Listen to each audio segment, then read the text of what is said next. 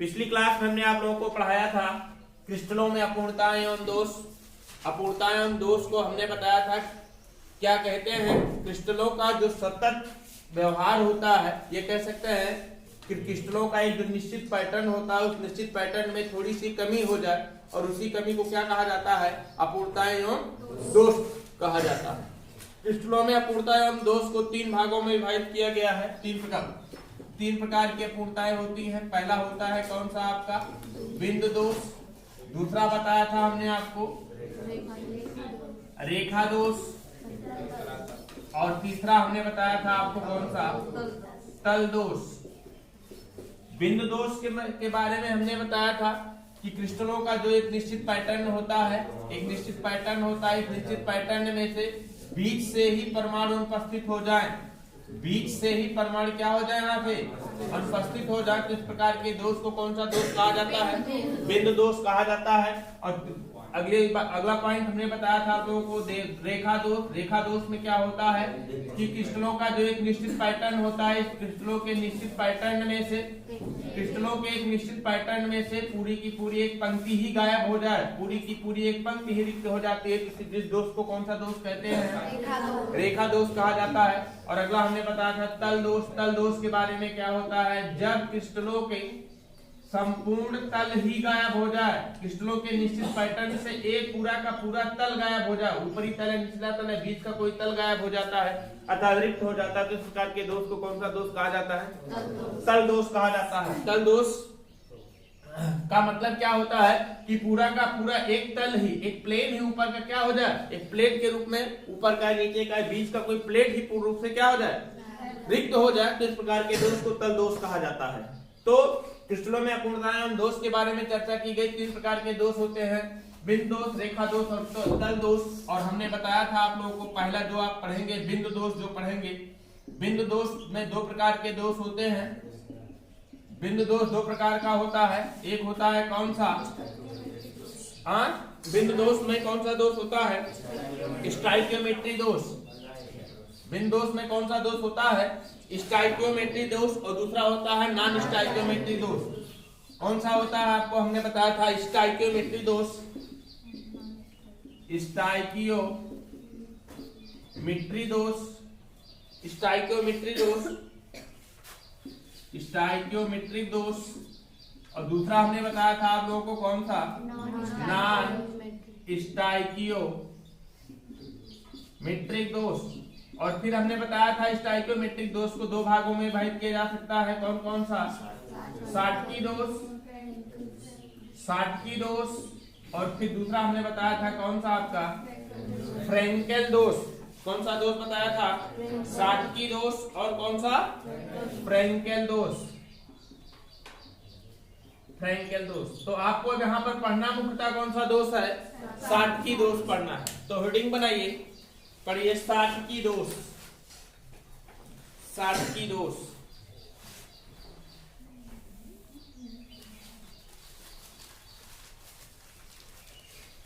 साटकी दोष,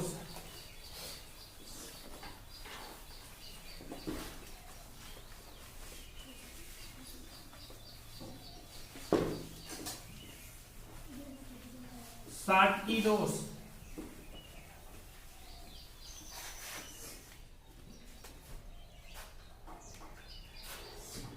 दोनों को हम कंपैरेटिव अध्ययन करेंगे, साटकी दोष और दूसरा कौन सा होता है आपका, फ्रेंकेल दोष।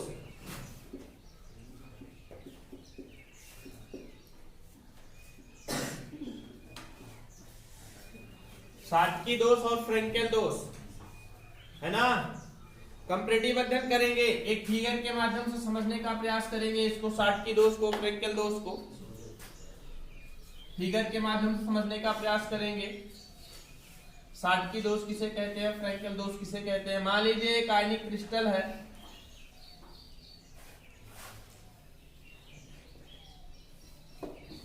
एक आयनिक क्रिस्टल है सोडियम क्लोराइड का,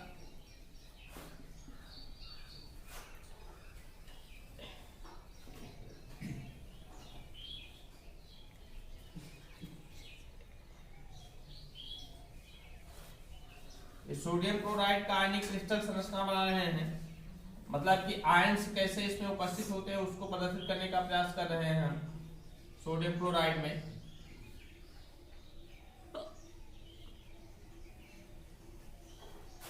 सोडियम क्लोराइड में आयंस कैसे उपस्थित होते हैं उसको प्रदर्शित करने का प्रयास कर रहे हैं। Na positive Cl negative, Na positive Cl negative, Na positive, फिर यहाँ पर क्या होगा आपका Cl negative, Na positive Cl negative, मतलब एक निश्चित पैटर्न है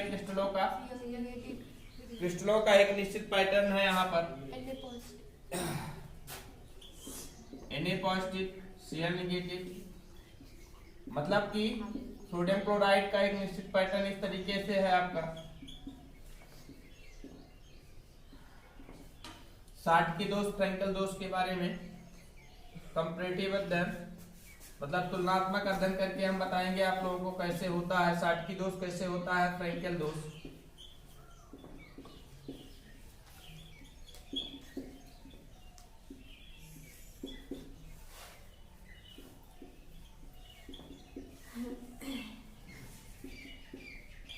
ये एक हमने बनाया किसका, ये बताया हमने सोडियम क्लोराइड का क्रिस्टलीय संरचना, और एक हम यहाँ पर बनाते हैं किसका, सिल्वर क्लोराइड का क्रिस्टलीय स्ट्रक्चर।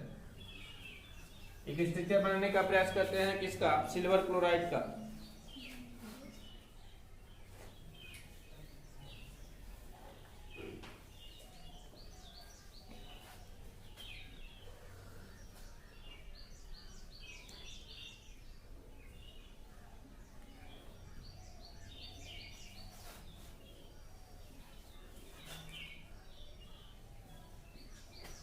यहाँ पर है Ag positive Cl negative, Ag positive Cl negative, Ag positive Cl negative, Ag positive Cl negative, मतलब कि सिल्वर क्लोराइड का एक स्ट्रक्चर बना रहे हैं हम।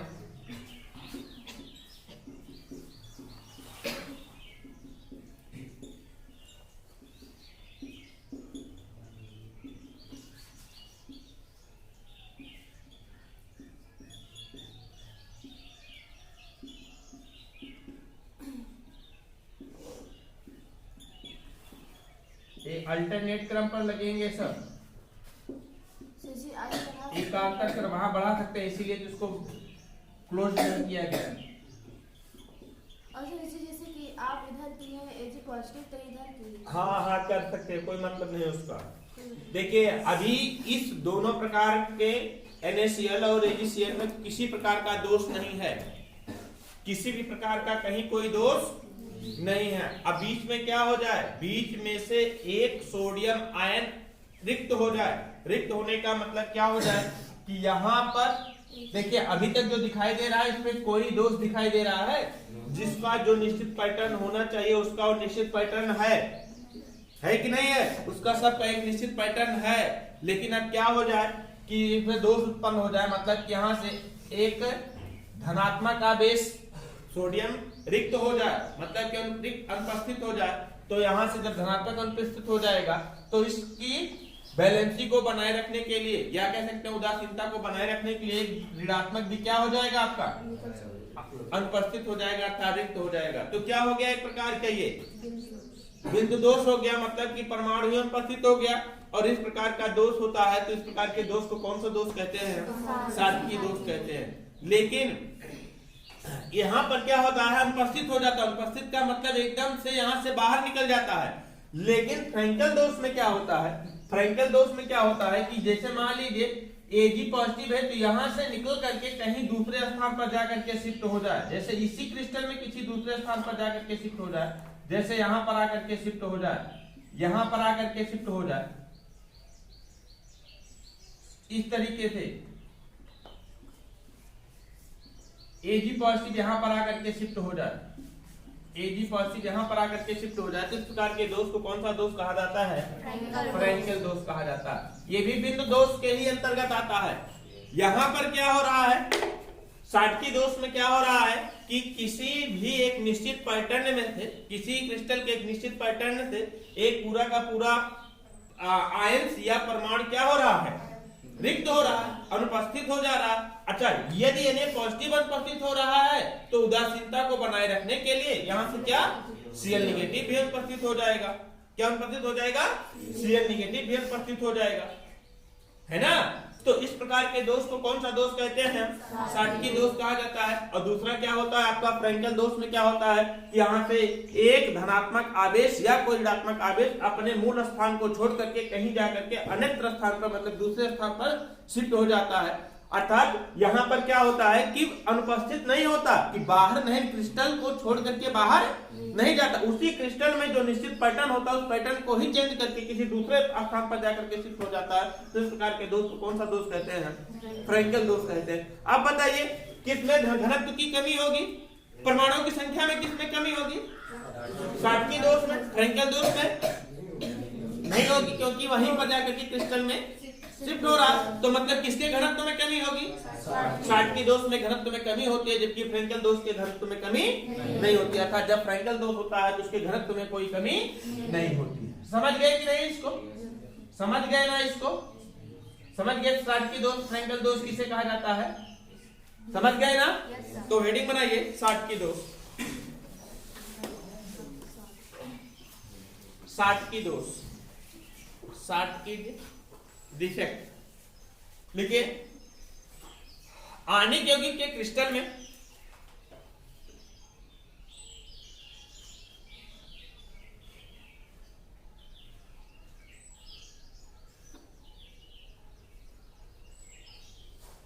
आणिक यौगिक के क्रिस्टल में जब विपरीत आवेशित आयन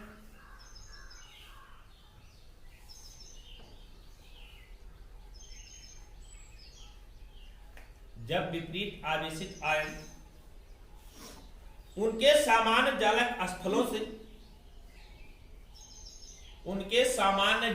स्थलों से अनुपस्थित होते हैं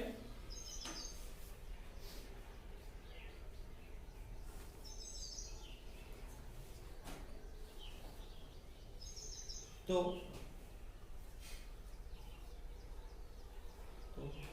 जालक रिक्तिकाएं उत्पन्न होती हैं।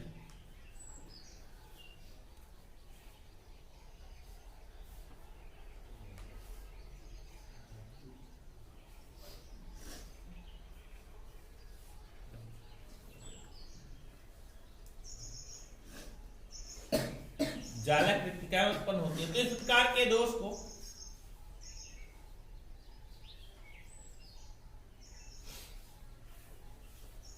क्या कहते हैं? साटकी दोष कहते हैं।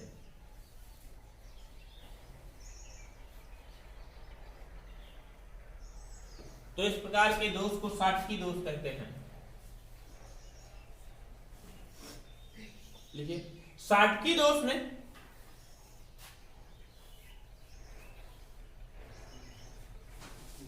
यदि धनायन रिक्तिका उत्पन्न करती है तो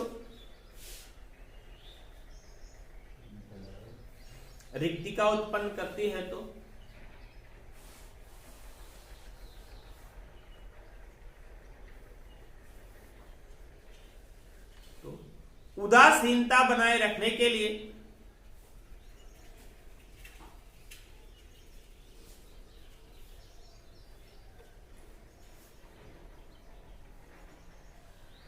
ऋणायन भी रिक्तिका उत्पन्न करते हैं।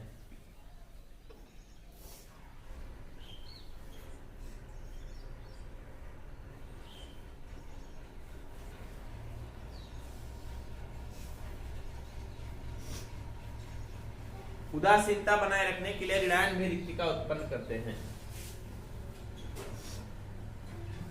और हमने बताया इस दोष में क्या होता है? घनत्व में पर्याप्त। लिखिए, साटकी दोष में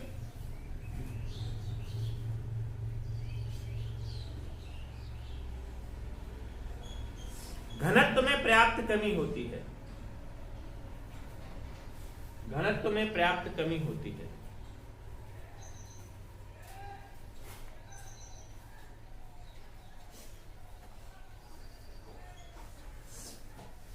जैसे सोडियम क्लोराइड के क्रिस्टल में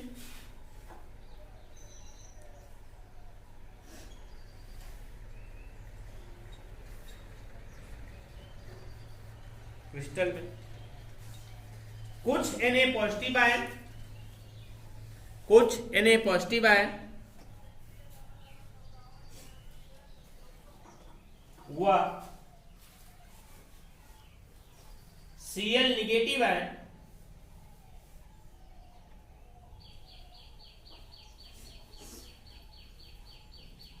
अपने सामान्य जालक स्थलों से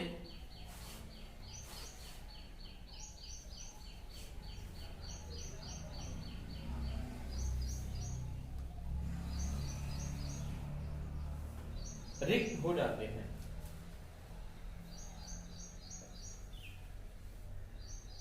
अपने सामान्य जालक स्थलों से रिक्त होते हैं।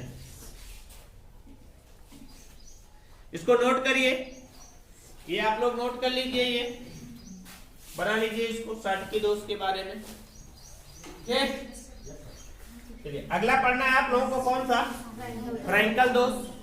फ्रैंकल दोष में हमने बताया है क्या होता है कि समान जालक स्थलों से एक परमाणु क्या होते हैं, विस्थापित हो जाते हैं। विस्थापित होने का मतलब क्या, यहां से निकल करके उसी क्रिस्टल में किसी दूसरे अंतराकाशीय स्थान पर जाकर के क्या हो जाते हैं, शिफ्ट हो जाते हैं। तो इस प्रकार के दोष को कौन सा दोष कहा जाता है, फ्रैंकल दोष कहा जाता है। लिखिए फ्रैंकल दोष, फ्रैंकल दोष।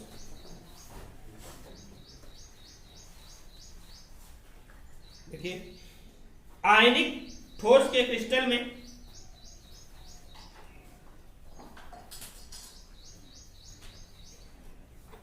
जब कोई आयन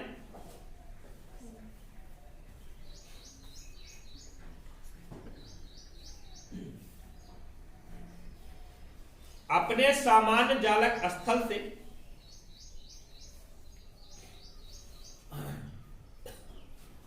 अपने सामान्य जालक स्थल से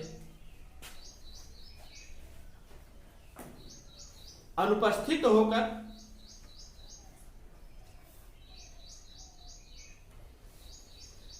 उसी क्रिस्टल के किसी अंतराकाशी अवकाश पर या अंतराकाशी स्थान पर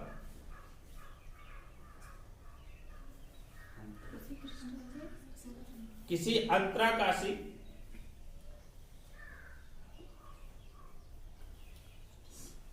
स्थान पर शिफ्ट हो जाते हैं,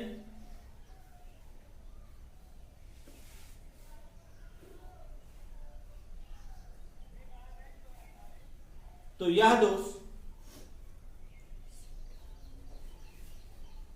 फ्रैंकल दोष कहलाता है।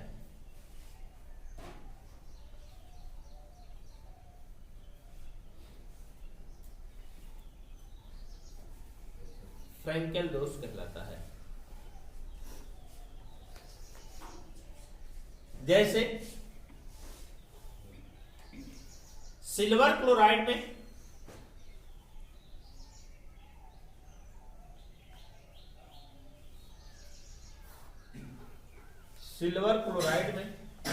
Ag पॉजिटिव आयन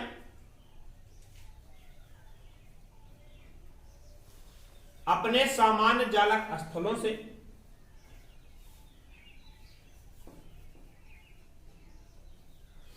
विस्थापित होकर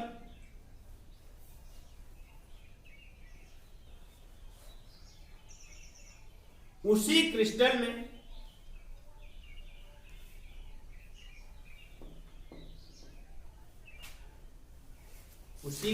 में एक अंतराकाशीय स्थान पर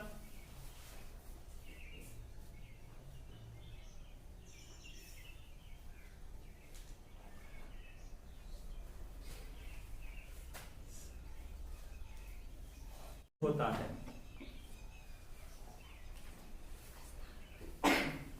अतः यह दोष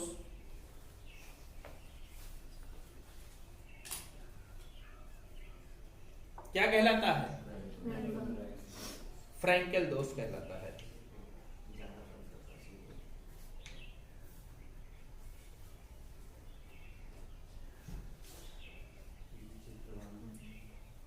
स्टार लगा के या नई लाइन्स लिख लीजिए। फ्रैंकल दोष में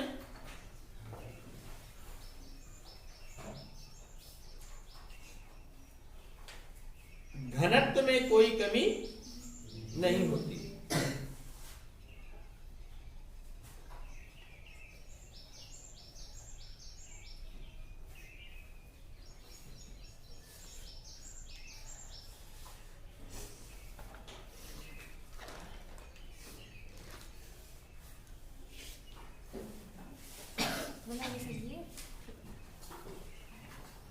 बना लीजिए इसको।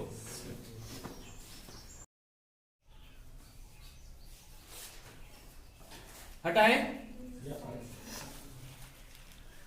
अगला पढ़ना है आप लोगों को वर्ण केंद्र। क्या पढ़ना है? वर्ण केंद्र। वर्ण केंद्र किसे कहा जाता है? वर्ण केंद्र होता क्या है? क्षार धातु हाइलाइट क्रिस्टल पर, किसी भी क्षार धातु हाइलाइट क्रिस्टल पर जब परावैंगनी विकिरणें गिरती हैं तो वहां से क्षार धातुओं के हाइलाइट क्रिस्टल में से, हाइलाइडों में से एक इलेक्ट्रॉन रिमूव होता है, एक इलेक्ट्रॉन का त्याग किया जाता है। जैसे मान लीजिए आपका Cl निगेटिव है, यहाँ से H आता है तो यहाँ पर क्या बन जाएगा? Cl बन जाएगा और फिर क्या निकल जाएगा? एक इलेक्ट्रॉन रिमूव हो जाएगा, एक इलेक्ट्रॉन मुक्त हो जाता है, एक इलेक्ट्रॉन मुक्त हो जाता है, जिसके कारण जैसे एक क्रिस्टल है, एक क्रिस्टल है, इस क्रिस्टल में से क्या हो जाता है?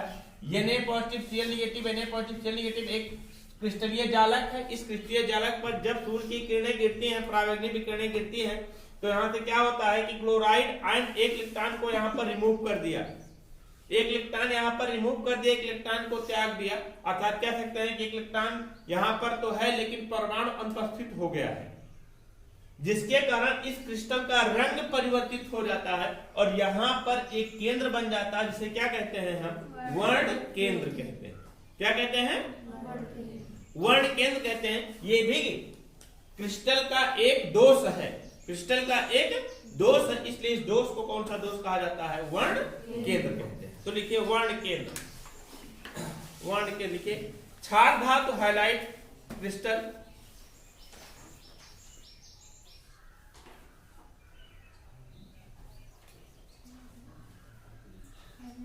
जैसे NaCl,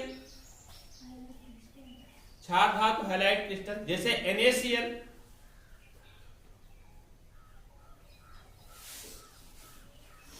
को यक्ष किरणों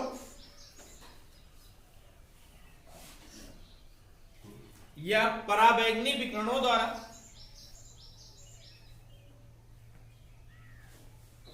किरणित करने पर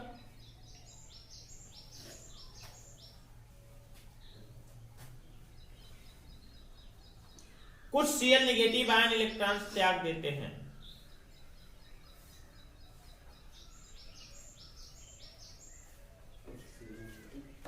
आयन इलेक्ट्रॉन त्याग देते हैं।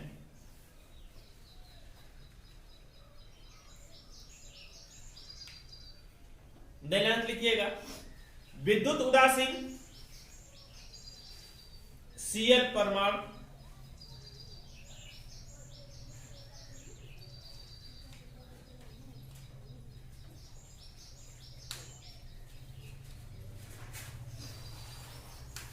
क्रिस्टल में आबंधित नहीं रहता है।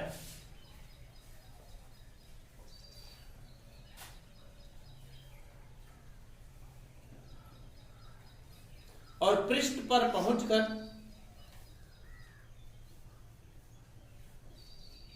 क्रिस्टल से बाहर निकल जाता है।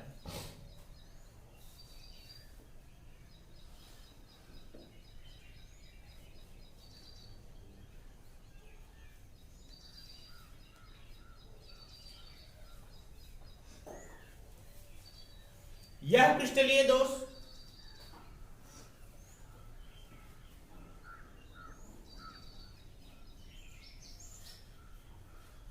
वर्ण केंद्र कहलाता है। और वर्ण मतलब क्या होता है जानते हैं? रंग। यह क्रिस्टलीय दोष वर्ण केंद्र कहलाता है, क्योंकि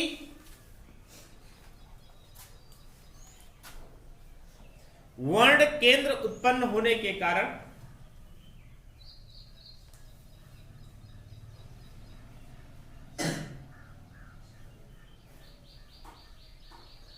रंग परिवर्तित होता है। रंग परिवर्तित होता है।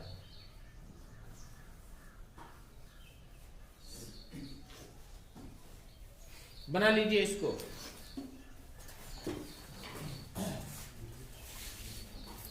यहां पर ध्यान दीजिएगा, सिर्फ इलेक्ट्रॉन्स हैं,